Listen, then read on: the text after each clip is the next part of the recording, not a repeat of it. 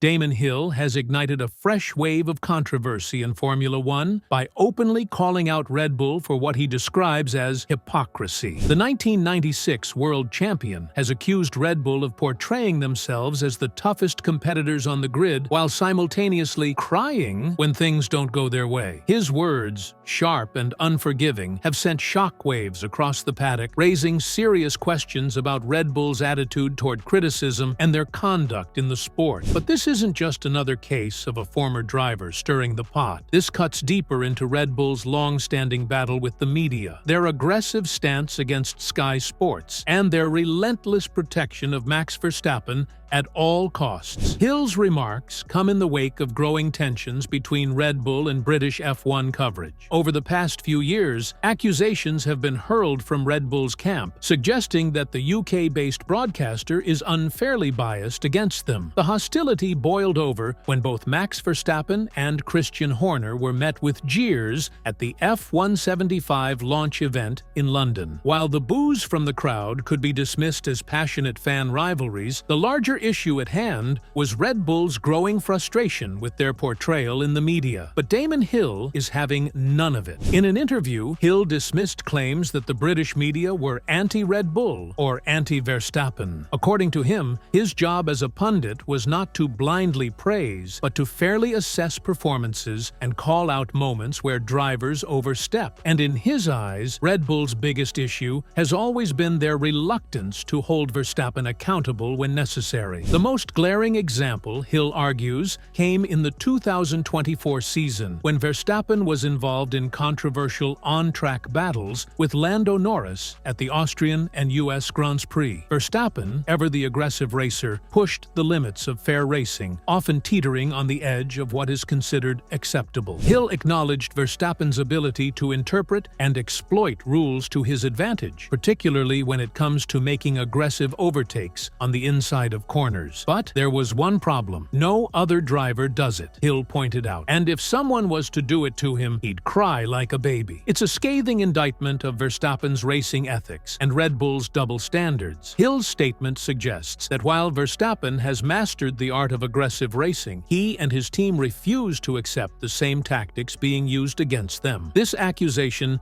challenges the very core of Red Bull's racing philosophy. Do they truly believe in hard, no-holds-barred racing, or only when it benefits them? But Hill didn't stop there. He went a step further, accusing Red Bull of fostering a culture that rejects criticism. According to him, Red Bull's team management has consistently shielded Verstappen from scrutiny, rather than guiding him to race within a fair and universally accepted code of conduct. This isn't just about one driver's approach to racing. It's about a team that has, time and again, refused to acknowledge when their star driver might be in the wrong. The irony, Hill suggests, is that Red Bull wants to be seen as the hard kids on the block. They want to be the team that stands tall against adversity, that refuses to bow to external pressures. Yet, whenever things don't go their way, they cry foul. This contradiction lies at the heart of Hill's argument. Red Bull's battle with the media is nothing new. Sky Sports, in particular, has been at the center of their frustration. The team has long accused the broadcaster of being biased toward British drivers and teams, a claim that Hill flatly rejects. He argues that Sky Sports, like any professional sports broadcaster, has a responsibility to analyze the sport fairly, not to cater to the sensitivities of any one team. Hill's criticism extends beyond just Red Bull's relationship with Sky Sports. He calls out the jingoistic mentality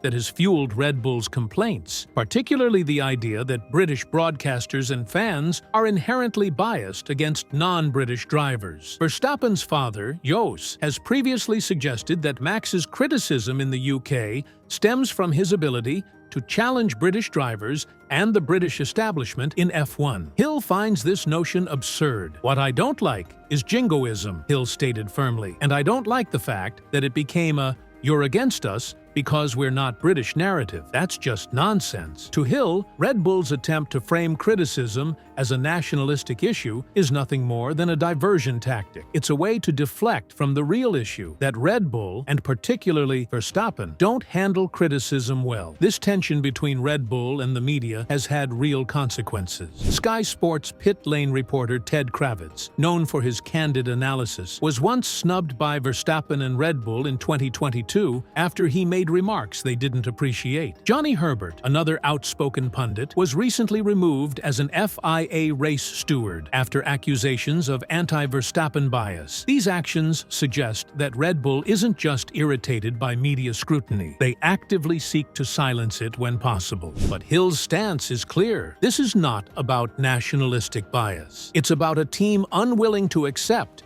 that their driver should be held to the same standards as everyone else. Hill himself has repeatedly stated his admiration for Verstappen as a driver, calling him brilliant and sensational. But admiration doesn't mean turning a blind eye to questionable tactics. That, according to Hill, is where Red Bull has always gone wrong. The impact of Hill's statements could be significant. In a sport as politically charged as Formula One, words carry weight. Red Bull's dominance on track has been undisputed in recent years, but off track, their combative approach to criticism continues to paint them as a team at war with the media, the FIA, and sometimes even the fans. Hill's comments also come at a time when tensions in F1 are higher than ever. With Verstappen's aggressive racing under constant scrutiny and McLaren's resurgence adding to the competitive mix, the question remains: will Red Bull continue to dig in and reject all criticism, or will they finally acknowledge the growing voices calling them out? For now, Red Bull remains defiant. They have built their empire on a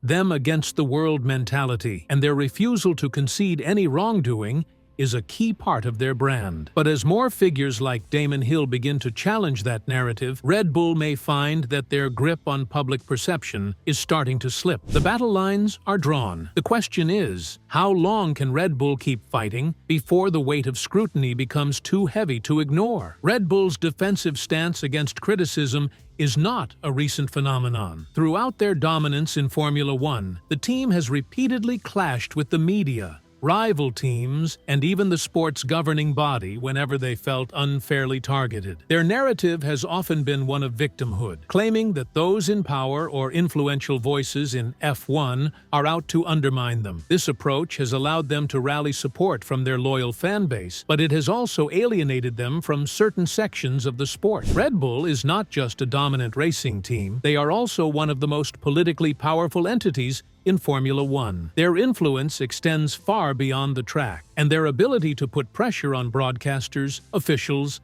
and the FIA is significant. Red Bull understands that F1 is not just about winning races, it is also about controlling the narrative. Whether it is influencing regulations, lobbying the FIA, or ensuring favorable media coverage, Red Bull plays the political game as aggressively as they race on track. Their ability to shape the sport's direction is evident in how rule changes often seem to align with their interests. The introduction of ground effect aerodynamics in 2022 played to Red Bull's strengths, while limitations on Mercedes's dominant low-rake philosophy hurt their main rivals. While this is not evidence of direct favoritism, it shows how Red Bull has mastered the art of working the system to their advantage. Max Verstappen is undoubtedly one of the most talented drivers in F1 history. However, his association with Red Bull's defensive and combative approach has also shaped how he is perceived. While his aggressive driving has earned him praise, it has also led to controversy. If Verstappen was driving for a team that occasionally accepted criticism, perhaps his reputation would be less polarizing. However, Red Bull's unwillingness to ever acknowledge faults means that Verstappen is often seen as untouchable by the team. This, in turn, fuels the perception that he is unwilling to accept when he has crossed the line. Damon Hill's criticism is not just about Red Bull, it is also a reflection on Verstappen's character as a competitor. If Verstappen truly believes he is the best driver on the grid, should he not be willing to face scrutiny and prove his greatness without needing Red Bull's constant protection? Red Bull's relentless defensiveness could eventually backfire. As F1 grows into an even more globalized and scrutinized sport, teams that fail to adapt to modern media scrutiny may find themselves increasingly isolated. The sport's new generation of fans is more engaged, more analytical, and less willing to accept one-sided narratives. If Red Bull continues on this path, they risk damaging their legacy. No team remains dominant forever, and when their performance eventually dips, their reputation will be all that remains. Will they be remembered as a team that defined an era through brilliance, or will they be remembered